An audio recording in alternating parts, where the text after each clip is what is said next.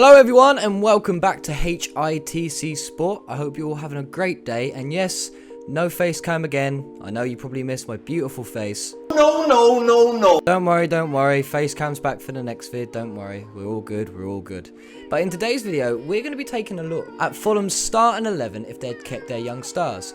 Very similar to our previous video we did with Sheffield United. So what we're going to do is we're going to go through every single potential player, have a look at the squad at the end of the video, and then we're going to simulate how the squad would perform in FM22. So sit back, relax, grab yourself some popcorn, and let's jump straight into it with our pick for goalkeeper, Marik Rodak. The 25-year-old Sylvanian has impressed while being at Craven Cottage. There's not really too much more competition as well in this squad for the goalkeeper's position. So for me, the only player in this team who seems to have a long-term future at Fulham is Rodak. Coming in for right back in our squad is Jede Spence. Released by Fulham as a teenager, Jede Spence has been shining on loan at Nottingham Forest this season. The fullback has put in some incredible performances in the FA Cup, and he's even attracted interest from the likes of Bayern Munich and Dortmund. He is 110%, without a doubt, one to keep your eye on for the future. Moving on to our first centre-back, Chris Smalling. Chris Smalling had a brilliant career since leaving Fulham. The centre-half won a Premier League at Manchester United and was an England regular during the 2010s. Smalling is now starring over in the Serie A for AC Milan, where he has consistently impressed since joining the club. Second centre-back, Dan Burn. Signed by Fulham at the age of 19, Burn never quite reached his potential at Craven Cottage. However, he has since become a Premier League regular, shining at both Brighton and Newcastle, and there's even been talk of the giant centre-half getting an England call-up. And for me, that would be well deserved. Left back, Omar Richards.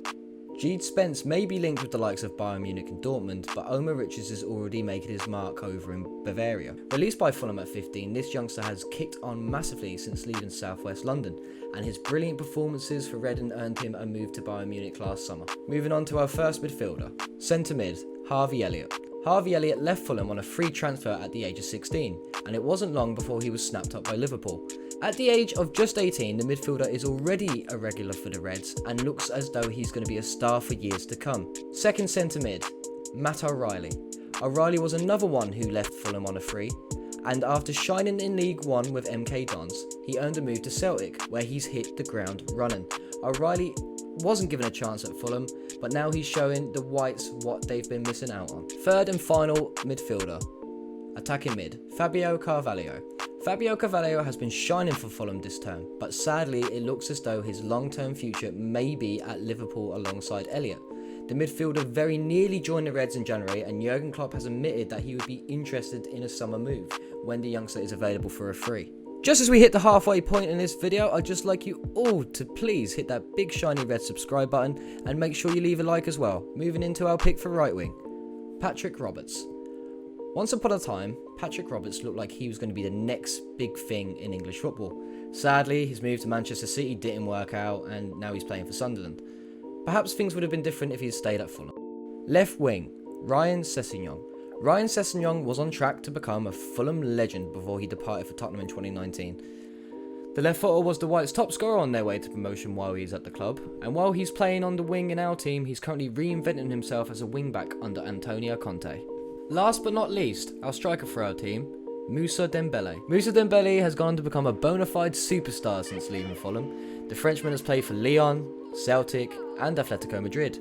Since departing Craven Cottage on a free, he has scored some massive goals in the Champions League and looks like he's going to score many more in the future. And that wraps up our final 11, as you can see on screen. A good looking team with a very young midfield, an experienced but talented, fast, vibrant backline with Burns, Smalling, Spence and Richards, and a good front line consisting of the likes of Dembele, Roberts and Sessegnon.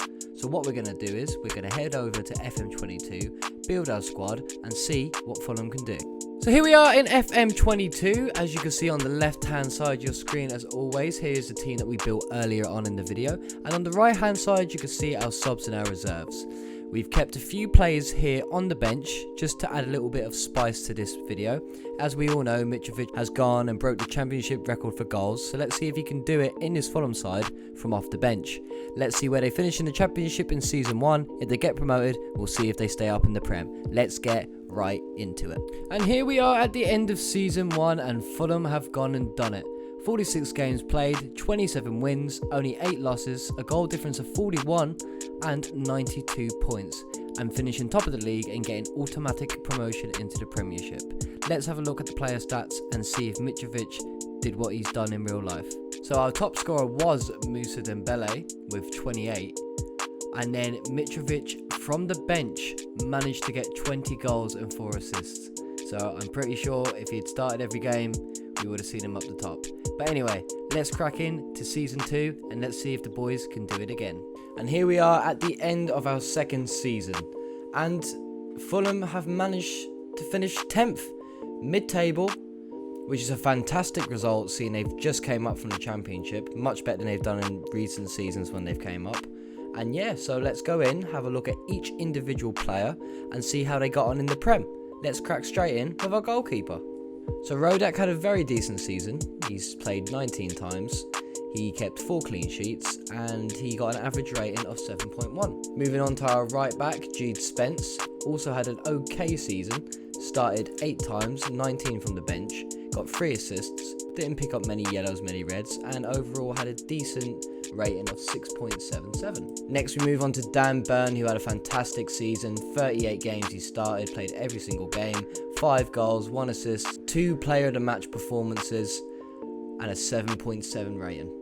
Chris Smalling as well played a majority of the Premiership games, playing 35, getting 4 goals, 2 assists, 2 player of the match performances as well, and averaged a 7.12. Omar Richards also had an okay season, 25 appearances in total, picking up 2 assists and a 6.9 rating. Into the first of our midfield, and we go with Harvey Elliott. Played 33 games in the Prem, picking up 12 goals and getting 11 assists, 2 player of the match performances. Didn't get involved too much with the referee, only picking up 3 yellow cards all season long, and averaged just under a 7 rating with 6.98. O'Reilly only started 4 games, came off the bench 23 times, but managed to pick up 5 assists. Not really too much to say about this one, and he got a 6.92. Not too bad.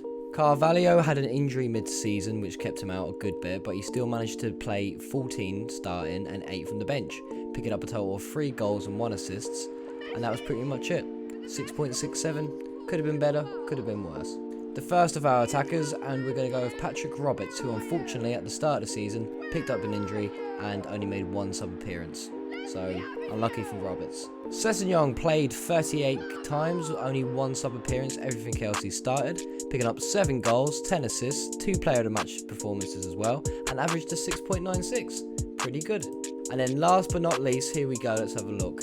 Dembele played all 38 games of the Prem, started every time, picked up 21 goals with 3 assists, 5 player of the match performances, and had an average rating of 7.7. What a season he had.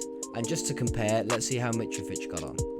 Mitrovic played 19 times, came off the bench a good bit, scored 7 goals, picked up 4 assists, 1 player of the match, and had an average rating of 7. Not too bad for a sub-striker. And with all that being said and done, it's time to wrap up the video. I hope you all enjoyed it and had a good time watching. Please leave a comment, let me know your thoughts and opinions down below. Has you got any other teams that you'd like to see going forward? And also as well, would you like to pop me a message? I'm going to be doing more interactive content with the community, so you can see my Instagram on screen. If you'd like to follow that and pop me a DM, or I'll put up a story for you to reply to, feel free. It could be a video idea, you might want to ask me a question. Feel free to ask me whatever you want. But it's RevBoy from HITC Sport. Make sure you sub, like, and leave me your feedback. But other than that, I hope you had a great weekend. All the best.